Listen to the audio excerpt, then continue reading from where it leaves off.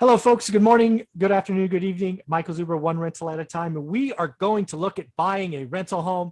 We're going to compare rates and down payments and ultimately look at their impact on yield. But in order to do that, we need a rock star mortgage broker. And of course, we got my guy, Matt, the mortgage guy, to help out. How you doing, buddy? I'm doing good, Mike. Thanks for having me. Oh, this ought to be a lot of fun. So we're going to bring up a spreadsheet that I quickly put together. This is not a finished product, but hopefully it will be enough for folks to get the point. Let me bring that up. Let me share it, and then we will get started.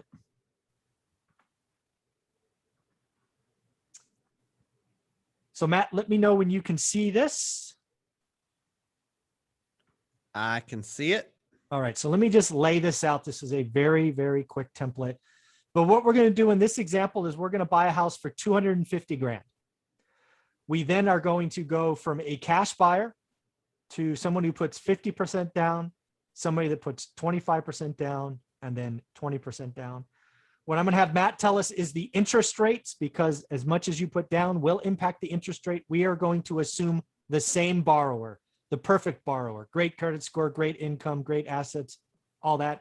We're, obviously go talk to a mortgage broker like Matt, the mortgage guy, for your specific. This is just an example. We will then see what that rate does to payments. That hence the row 10 is blank. What I have assumed is a model of 30% expenses. This is a home. So you can think of that being taxes, insurance, property management, reserves, all of that. I've assumed 30% because that's about what it costs me. The only thing that should be different on this is mortgage payment, hence it is blank. And then ultimately we will calculate yield. No reason to look at those yield calculations now because they're missing the mortgage payment. Yeah, so, they're looking sweet right now. One quick correction in box E for 20% down. Yep. It looks like your calculator might be calculating at 10%. Ah, yes, you're right. Because I knew I didn't change something. This needs to be 0.2. Thank you. Yeah, I was like, I want that 71% yield. Sign me up. There you go. Thank you for the correction. And the reason I did that, folks, is initially I was going to do 10% down, and Matt's like, I got no products for that. Hence, we can't buy it with 10% down. It's blank. Yeah, investment stuff with 10% down. Somebody's probably got some product somewhere, but it's going to be ridiculously expensive and something you probably don't want to get. Yeah. And then the last thing to talk about in this example is the cash buyer, which I will run through. Again, you're paying full cash, 250K down, no mortgage payment. We're assuming 2,100 rent, again, for all properties, 30% expenses. Again, no mortgage payment, which means you're getting about 1,500 bucks in cash flow, which is 17 grand or 17.5 a year, which actually gives you a 7% yield. This is clearly just an example, but that's going to be what we compare going forward. So Matt, first question for you is what kind of rate do you think we get on a 50% down? I just priced it. And so for this example, 250 with 125 down, keep in mind, sometimes when you do a bigger loan amount, the terms get better because the lender likes those $400,000 and $500,000 loans more than they like the $125,000 loans. So I understand that in some markets, you're not going to buy an investment property for 600 grand, but if you're in California or in a more expensive market, then maybe you do. But for this specific scenario, 250 with 50% down, you can get without paying points about 3.375. And so that principal and interest payment is going to be 553. Okay, so 553, this should all work out. Let's see. Yes. All right, so this example, you're putting 125K down. You're actually using 50% LTV. Your mortgage payment on top of your expenses takes your cash flow down to 917, which you would expect. Again, just an example. Yearly cash flow goes down from 17 to 11. However, your yield goes up to 9%. This is why buy and hold real estate is a leveraged business. In this case, you could theoretically buy two of these for the same amount as the first guy, right? Assuming you get them for the same price. You would not get 17 grand a month. You would get $22,000 a month. That's how this game works. Does that make sense? Yep. The power of leverage and those sweet, sweet, low 30-year fixed mortgage rates. There you go. Get 30-year money. All right. So now let's step back and go, hey, we're not going to do 50% down. We are going to do 25% down. What kind of rate do you think we get? We're looking at about 3.5. Okay. I got a little bit of a credit at 3.5, but close enough for government work. Okay. And the P&I payment is 841. 841. All right. So let's see what happens here. Drum roll, please. Oh, look at that. We've gone. I was going to guess 12. I should have said it out loud. So again, in this case, our one example went from, again, the cash buyer getting 17 down to 7. However, with 25% down, you in theory could buy $1 million or 4 properties. 4 times 7,500 is, folks, $30,000. So again, this is just an example, but I just wanted to show the power of leverage and cash flow. So we have one more threshold here, and that would be 20% down. 3.625. 3.625. And I should mention that it's not really as close as it appears. 3.625 versus 3.5 when we're talking 20 versus 25, okay, because the 25% down, the 3.5 was no cost. Okay. This 20% down, 3.625, at least for this loan amount, you're going to have to pay at least a half of a point. And so what would it be for no cost? Can you get that? Is it like 4% or something? We could call it 4%. Yeah, let's call it 4%. This lender I'm looking at, their rate sheet caps at 3.625. Oh, I gotcha. It's probably 3.875 or 4%. And so as an investor, look at this and make sure you do those comparisons 20% versus 25%, because most investors I work with who have the capital and are trying to, get into the best long-term debt they possibly can, see the huge benefit in that 5% difference. In this example, it's $12,500 difference. If that 12.5 is something that you have, and it's going to be 0.5% lower on the interest rate, it might be worthwhile doing that. I totally agree. What would the mortgage rate be at 4%, 200 grand? Now I got to do some rough math in my head, because my sheet like stops at 3.625. And gotcha. So let's call it, I'm doing rough math now because every eighth is about $14.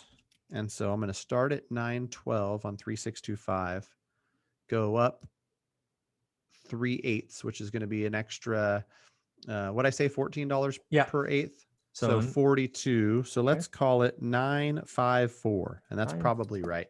Okay. Close enough for government work. Yep. Ah, look at that. So you actually get no bump in yield because the interest rate difference for the extra 5% is so large. All right. Again, it's closest to apples as we can get it. So that is pretty interesting, right? And that's why I keep telling people to be conservative, right? It's not, people always ask me, what leverage? Let's do maximum leverage. No, folks, maximum leverage is not the answer. Right. In this example, you could in theory get 5 houses, but all you've done is you've increased your leverage to a point where it could become damaging because your yield is not impacted. Right. So, I mean, this is what I wanted to do. So we have the whole structure now. I should be able to change rents because I don't know, maybe you buy a $250K house and you can't get 2,100. Let's just say, for example, rents go to 1,900. This ought to be nervous. Look at that. Right. So you still cash flow. Yield's not 2 points difference from cash to 50% down. It's only 1, right? It goes from 6 to 7. What else do we want to play with here? And again, let's actually see when one of these go negative. Let's try 1,750. Oh, we're still good. Let's try 1,500. Wow, still positive. 2% yield. Okay. Well, now we have negative carry, right? Your cash buyer is actually higher than 20% down, which I think is interesting. Yeah, that is kind of interesting how it flips. Then we go 1,400. Yeah, it's just because the mortgage payment is eaten into that. So wow, 1,350. It's going to go negative. That's 0%. Oh, it went negative. 20% down went negative cash flow. This is your alligator. Yep. And buyer beware.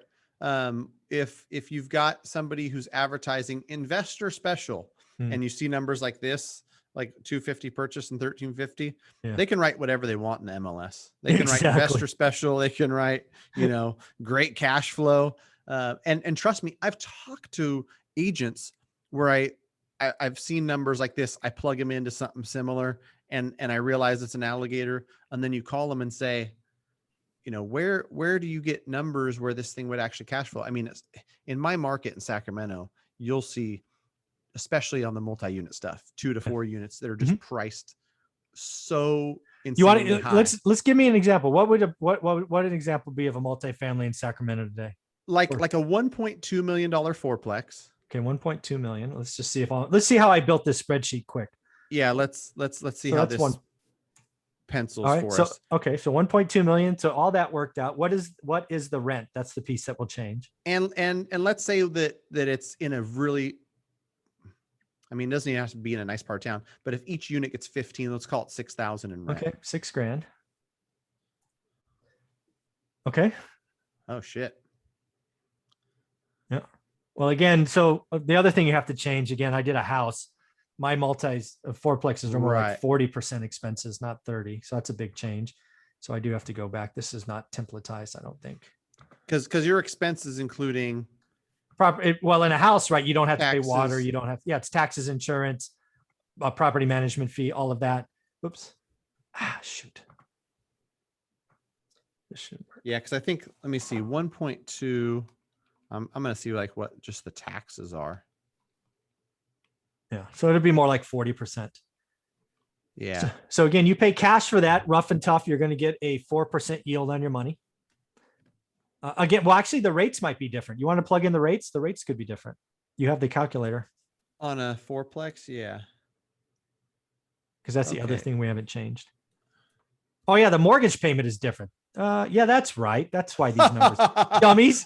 We didn't change the mortgage payment. Yeah, like, oh wow, that's great. And I was thinking to myself, like, I don't think that thing's gonna pencil. Yeah, that's not right. This is why practice is good. This is why even Jordan, got in practice shots. Yeah, again, I built this spreadsheet really fast, but I was just trying to get the point across. So this is right. The cash buyer one is right, but now we got to put in rates and payments. Yeah, and it's gonna be.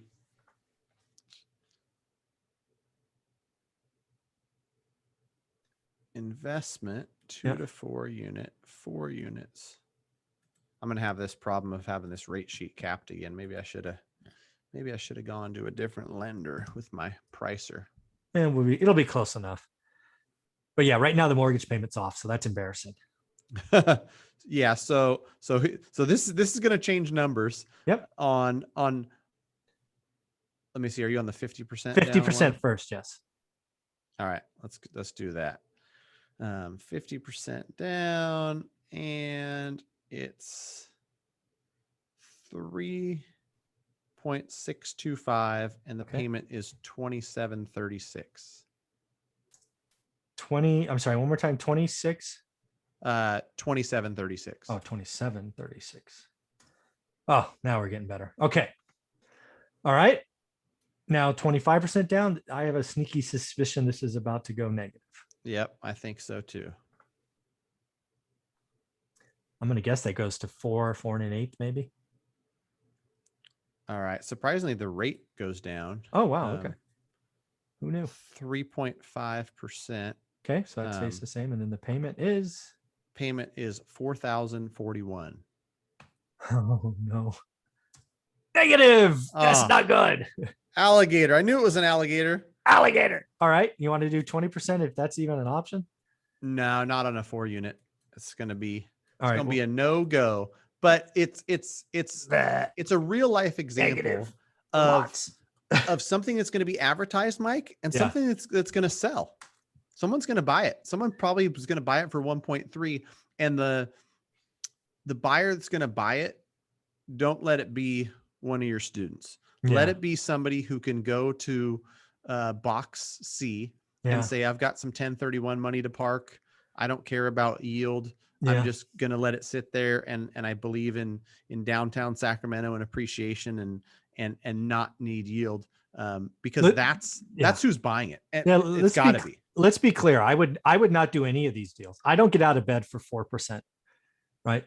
No, I will keep my cash ready for a better opportunity. These are not deals that I would, I mean, a negative 2% on them. That's just right. Yeah, I totally agree too. And as much as I've got money burning a hole in my pocket, I've put in offers that meet my criteria. Exactly. And they don't get accepted. I'm not surprised, but that's like a really good message that we want to send to folks is make sure you know your criteria, offer on that, and hold strong. Yeah, that is Something is going to come along eventually. Me and Mike are hoping and willing and talking to existence that in Q3 and Q4, things are getting easier for investors. Stuff's going to start landing and getting accepted, and more stuff is going to be on your radar. So it's coming. Just don't get impatient and buy something like that that's going to start taking you in the wrong direction. Yeah, it's You not don't a want to good thing. swim upstream. No, don't buy alligators, folks. No. Don't refi alligators. It's not good. Read my book. It's very, very painful. You hate them. Well, this is fun. This is what I was hoping to have. And again, my course is all about calculating yield, understanding average. And let me just tell you right now, a negative deal, they're all over the MLS. Don't be that. Don't be that Speaking person. of your course, 4 videos recorded. Got 4 videos recorded. They're off to the editor. We Nice. got probably 7 or 8 more. It's going to be a total of 11 or 12 videos. Oh, and man, I appreciate it. mid-July, I'm going to make good. Once you put the time pressure on me at the time crunch, then I get to work. So I've got time blocks over these next couple of weeks to record those videos, and it's going to be a fun addition, I think, to your course, because you've got all the information on investing, and you got all the other folks that are giving insight into seller financing and all the other stuff. And this is going to be some mortgage tips and tricks and FAQs and some good stuff. Yeah, I look forward to it, man. I really think your section alone could potentially save people thousands of dollars. Even if they're only ever looking to buy their primary, I think your section is going to potentially allow them to save thousands of dollars, which makes it a huge return. Even if you do none of the work, even if you don't learn your market, the mortgage section will pay for the $300 course. It's crazy. Yep. Yeah, very cool. Well, thank you very much for your time. If people want to talk to you about buying stuff in California, how do you want them to reach out? Yeah, if you're in California looking to get pre-approved, want to run a refinance scenario by me, anything like that, Matt, M-A-T-T, at Matt the Mortgage Guy, reach out to me and my team. We are happy to help. If you're outside of California, greatmortgagebroker.com. If you're looking to learn about mortgage, you just want to get yourself more educated on mortgage specific stuff, I've got over 450 videos, Matt the Mortgage Guy on YouTube. Come check me out, subscribe, leave a comment. I found you through Mike Zuber, and I enjoy those because I get quite a few that come on over and found you from Zuber. Enjoy your content, subscribed. Very cool, man. Well, thank you for doing what you do, and thank you for being a part of the course. I look forward to it, and you have a great day. All right, you too. Thanks, Mike.